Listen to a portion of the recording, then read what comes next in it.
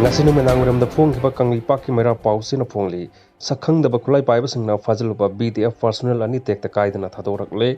mapung ba pau tamina se hau kiba February ki tang 13 ki numenang uram amade numedang puma panorom taba matam da Bisnupur district ki manung channa tapok pi amade phobala da laiba BTF personnel ani masa masa ge mayum dagi sakhang da ba angoba masu gi gypsy ani da lakpa khulai pai ba myoi singna faduna pukhiba du tek ta kaidana thadorak le hairi pausi asina fazil uraba BTF personnel ani asigi imung manung gi myoi singdagi phangba pau gi matung inadi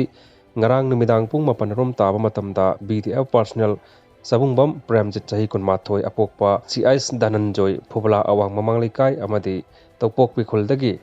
e abon sahi kuntrani thoi apokpa khomai asi Bisnupur district mafam amada thadok lambani sairak aduta Bisnupur district ki kangbu na makoi ki khongul lirakpada makoi ani thengnabadagi Bisnupur police station da proklaba matung imung manung gi myoi singda pau piraba matung da tekta kaidana khusinakibani hairi makoi ani sakhangdaba khulai paiba singna fajin khre haibagi pau phangbadagi Bisnupur district ki police kangbu na makoi gi khongul libagi thabak chathakibani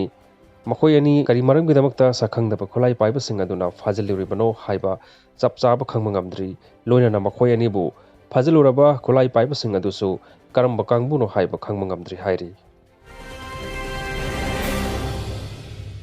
Makhataba pauda Kangla pausi na phongli additional SP Amit Yaona Commando personnel khara Furambagi mayokta CTO sing Khutlai Thadoknakhre pausi asiga manana paulin khon pausi na headlines oiduna phongli Manipur Police Commando sing Khutlai Thadoktuna mathau tauba lepkhre haina palli manungoi overall pathok jage taminase ngarang additional SP Amit pu phuba amadi Commando personnel khara Furamba thodok atugi matang da lengakna action amata lakhataba bu yaning de haiduna Imphal West Commando sing Khutlai Thadoktuna mathau taukidre Imphal West Commando complex ta mifam ama phamlaba matung Khutlai Thadokpagi warep asi lawrkhibani hairi thodok asi ki matang da Commando singna Khutlai Thadoktuna khongjang changsin khre haiba tabadagi Imphal West Commando complex ta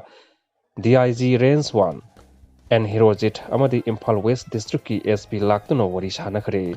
Haji Pawbadi Khongjang Handokpagi wafam leitri Imphal West District Commando personnel singsu Khutlai Thadokpagi Khongjang asida yausinkhre Commando complex ta Commando personnel singna Khutlai Thadoktuna makhoigi normal duty pangthokpa lepkhi Khongjang adubu media singna coverage tobagi ayaba pidana Commando complex get lonsinduna thamki hairi